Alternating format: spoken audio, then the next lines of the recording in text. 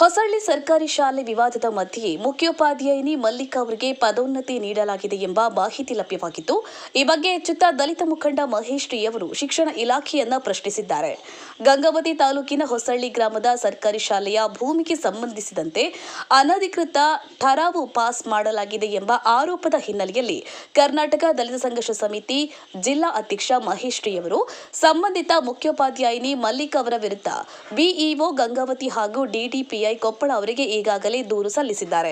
ಈ ದೂರಿನ ಕುರಿತು ಸಮಗ್ರ ತನಿಖೆ ನಡೆಸಿ ಸೂಕ್ತ ಕ್ರಮ ಕೈಗೊಳ್ಳುವ ಬದಲು ಸಂಬಂಧಿತ ಮುಖ್ಯೋಪಾಧ್ಯಾಯರಿಗೆ ಪದೋನ್ನತಿ ನೀಡಲಾಗಿದೆ ಎಂಬ ಮಾಹಿತಿ ಸಾರ್ವಜನಿಕ ವಲಯದಲ್ಲಿ ಚರ್ಚೆಗೆ ಕಾರಣವಾಗಿದೆ ಎಂದು ಮಹೇಶ್ ಟಿ ಅವರು ಆರೋಪಿಸಿದ್ದಾರೆ. ಈ ಕುರಿತು ಪ್ರತಿಕ್ರಿಯೆ ನೀಡಿರುವ ಮಹೇಶ್ ಟಿ ಅವರು, ದೂರುಗಳ ಬಗ್ಗೆ ಸಮಗ್ರ ತನಿಖೆ ನಡೆಸಲಾಗಿದೆಯೇ, ಆರೋಪಗಳ ಸತ್ಯಾಸತ್ಯತೆ ಪರಿಶೀಲಿಸಲಾಗಿದೆಯೇ, ಸಾರ್ವಜನಿಕರ ಮುಂದೆ ಸ್ಪಷ್ಟನೆ ನೀಡದೆ ಪದೋನ್ನತಿ ನೀಡಿರುವುದಕ್ಕೆ ಕಾರಣವೇನು ಎಂದು ಪ್ರಶ್ನಿಸಿದ್ದಾರೆ.